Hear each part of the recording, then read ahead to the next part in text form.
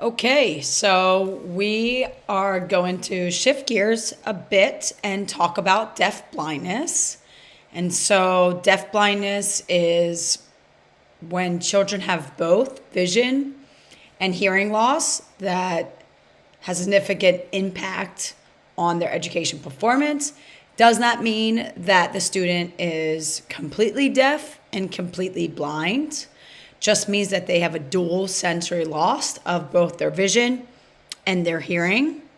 And so most individuals who are deafblind have some usable vision or hearing, or potentially both, but it's the dual sensory loss that makes them needing unique education to help them learn.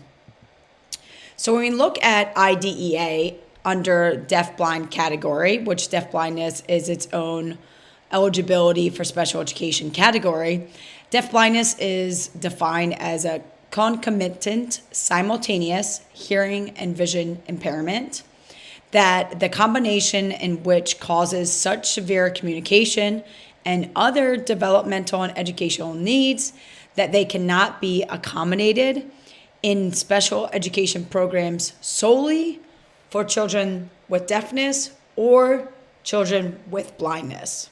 So essentially, it goes back to that dual impact. So they wouldn't fit in with students that were blind, visually impaired, and they wouldn't fit in with students who are deaf or hard of hearing, right? So they have a significant amount of both vision and hearing loss that they need more specialized communication and developmental educational needs than students with just one sensory loss compared to the dual. So here's a picture of me with an individual who has Charge syndrome, and we'll talk about that in a bit. So having both vision and hearing loss.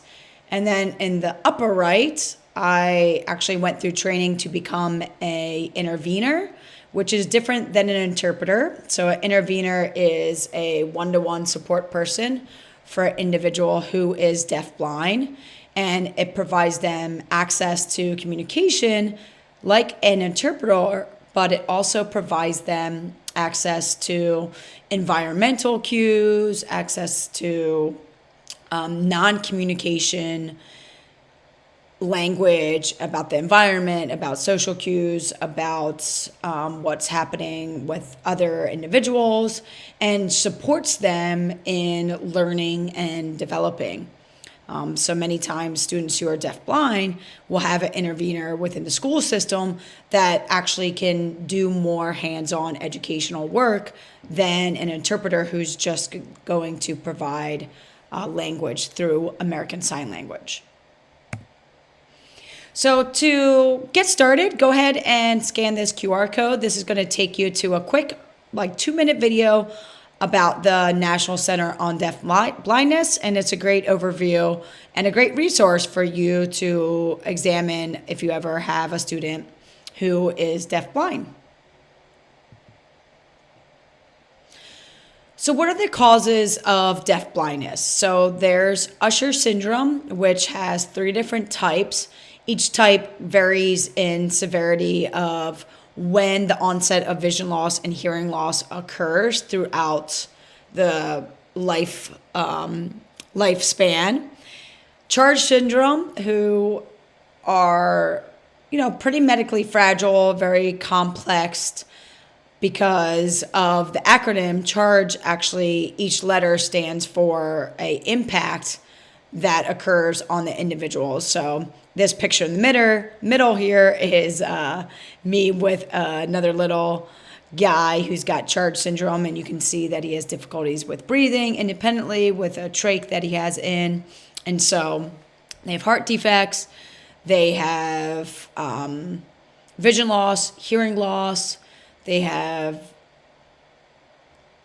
growth that's stunted and development that's stunted as well, and may have just additional medical issues regarding their heart and lungs and breathing, eating, and just being able to be independent in doing lots of different daily life tasks.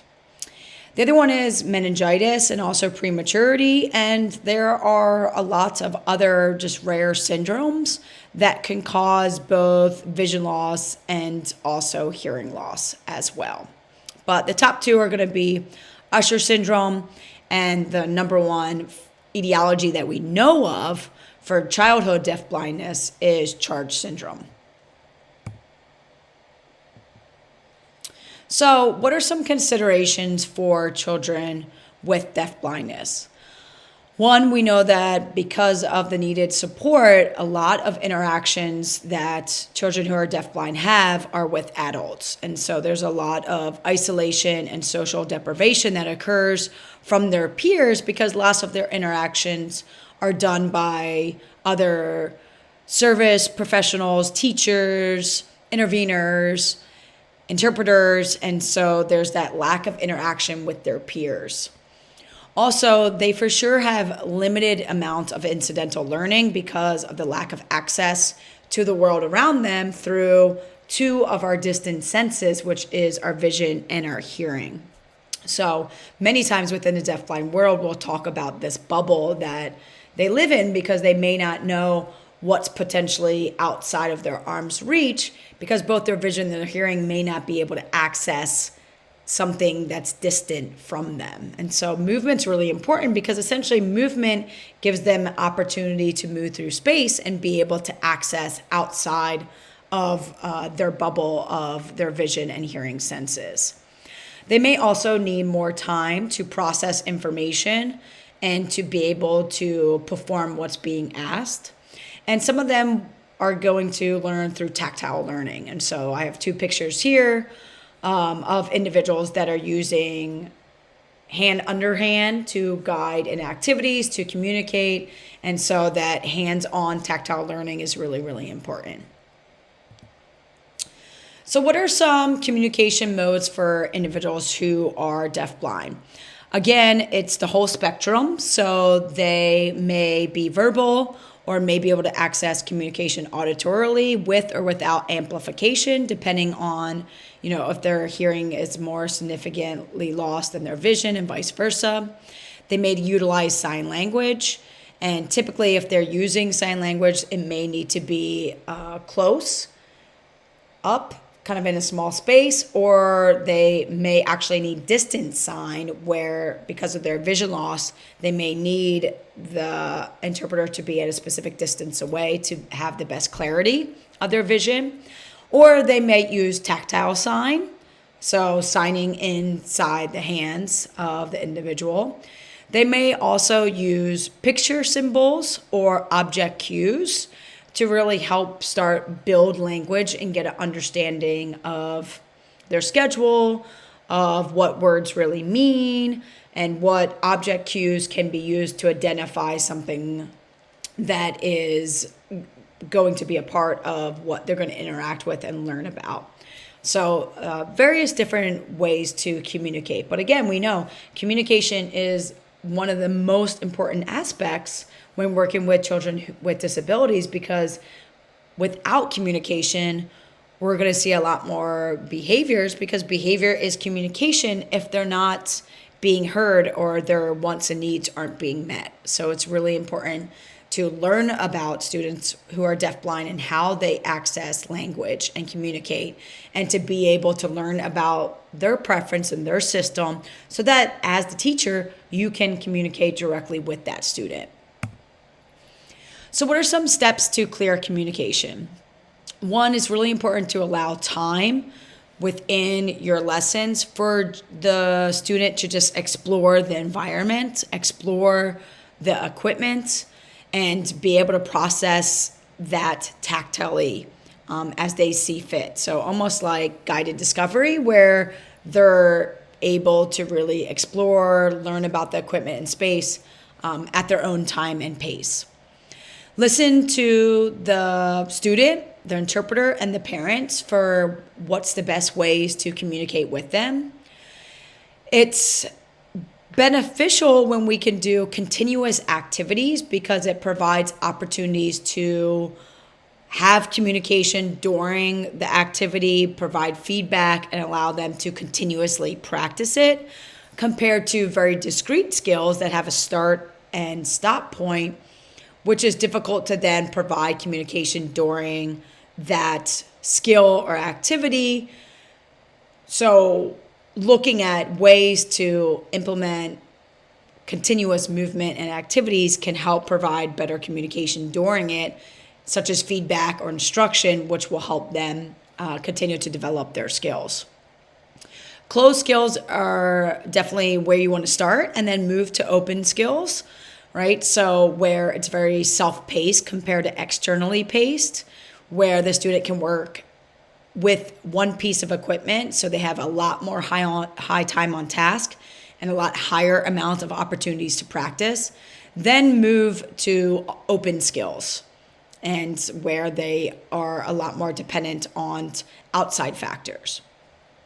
And make sure that you're providing opportunities for your student to not only receive language, but also have opportunities to express their language as well throughout the activity. So check for those understandings, try to find out their preferences, and just allow opportunities for students who are deafblind to also communicate back towards you and be able to display their expressive language.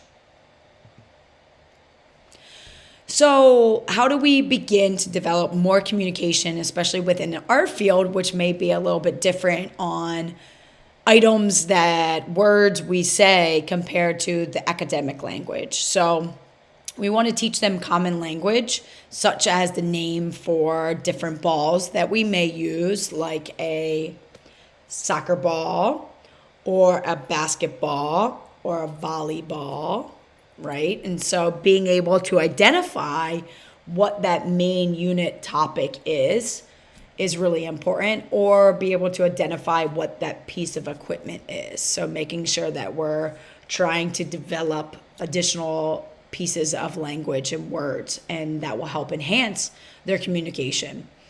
Make sure that we're providing opportunities for choices of what different options there are for an activity, or what different options there are for the equipment, so that that student has some control and they're able to have some of that expressive language through choice. Build on that meaningful vocabulary. Find out what do they currently know as far as their language and ability to communicate, and then start adding words to that vocab that they have, and make sure that the words that are added and are emphasized are really meaningful to physical education or health. Communication should be based on the child's current level of communication, just like we do with motor skills, right? Their current level of performance. So being able to learn and identify and know where the child's current language level is really important. And we should work on linking language to objects or equipment, like I talked about before. So if a student really enjoyed that activity or enjoyed interacting with that piece of equipment, hopefully we want them to be able to tell us that and potentially be able to ask for that activity or equipment later on. So then it's important to link the objects and equipment to the movement that they're doing, or the game or activity, and provide them the language for that movement or game. Again, so if they enjoy it, they can request for it later on and people know what they're asking for. Also, we can expand communication by examining similarities and differences with equipment, and be able to identify what is the same and what is different. And that also helps with learning motor skills, right? We don't kick a basketball, so we can tactily feel what a basketball is compared to a soccer ball. And so identifying that when we have a basketball, what are skills associated with a basketball? And just like I stated before, remember that behavior is communication. All right, so how to introduce movement, physical activity. One is examining anticipation. So making sure that they're anticipating that they are going to be asked to move and to be physically active. So again, allow them time to explore with the equipment, with the environment. Provide demonstrations. You might need to provide demonstrations much closer based upon their vision.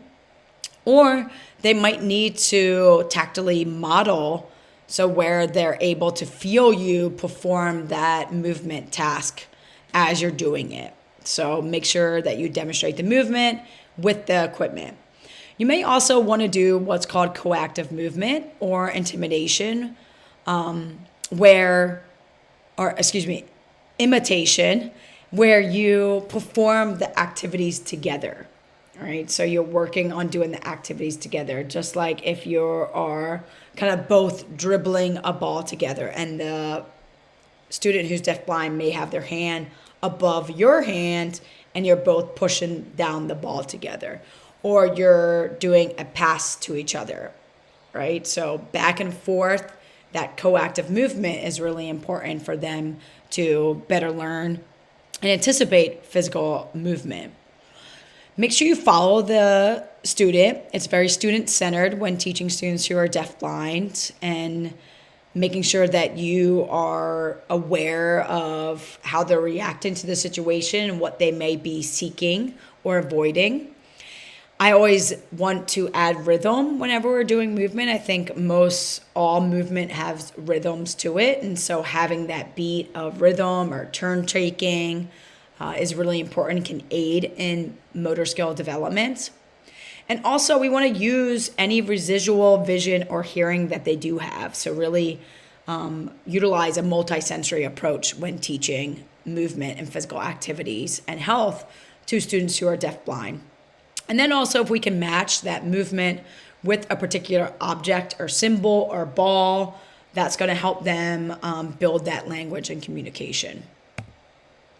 So the next one is some teaching techniques. We already talked about multisensory approach with teaching. So making sure that we're utilizing any residual vision, hearing, tactile cues, find out, do they like hard balls, bumpy balls, really soft, fluffy balls? Like, what are some of those preferences as far as their sensory needs? And how can we replicate that with some of the equipment that we have available? Make sure to utilize interpreters or interveners if they have them, right? Especially sometimes people think PE is the time for them to take a break, which is not. It's an academic subject. So if they have an intervener or interpreter in the academic classroom, they should come with them to health and physical education. I already talked a lot about hand under hand, so it's really important within this population that we're not utilizing hand over hand, where we're kind of grabbing and controlling their body, right? We could almost think about their hands being their eyes, and so you don't want anybody just to grab your eyes.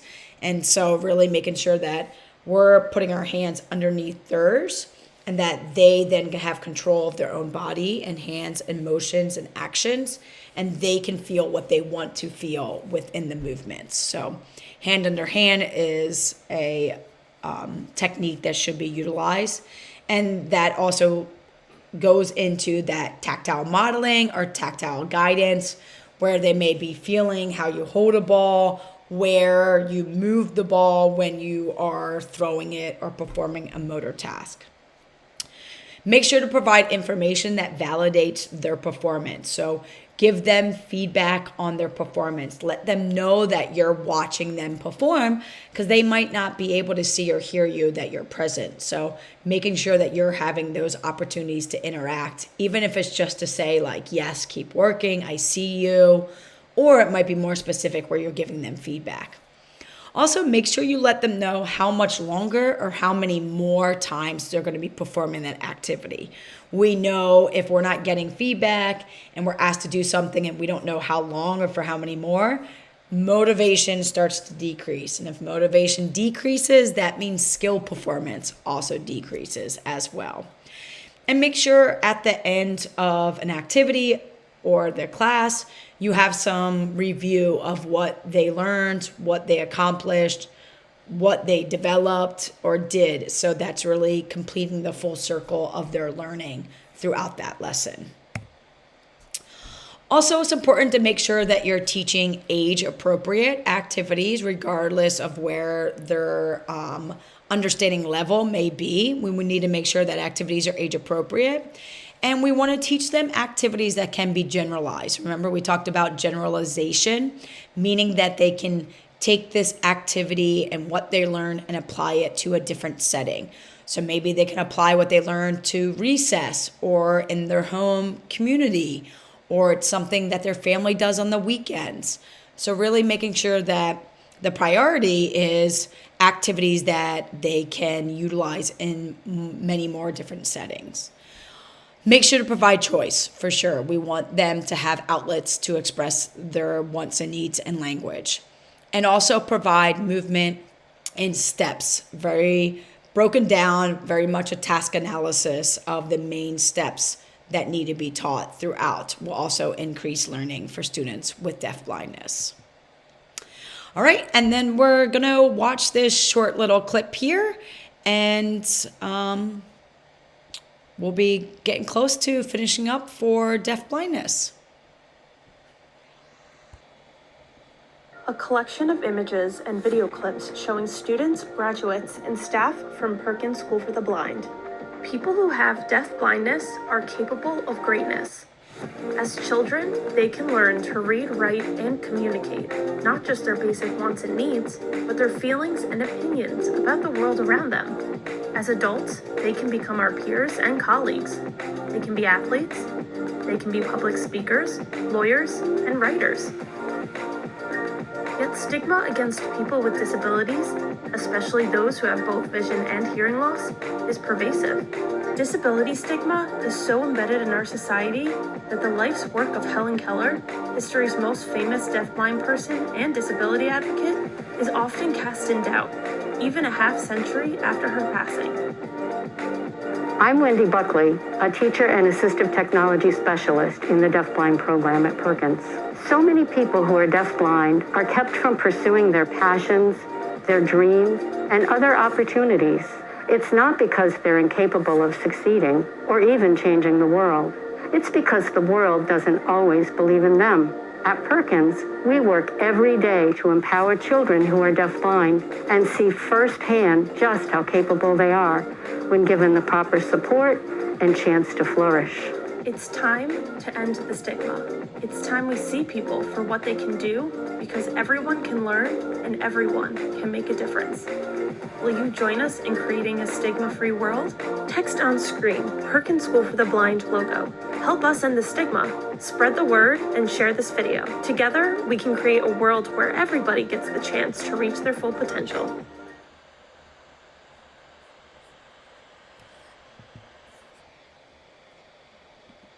A collection of... All right. So always when I get done this topic, people say, oh, I want to learn sign language. I want to learn more.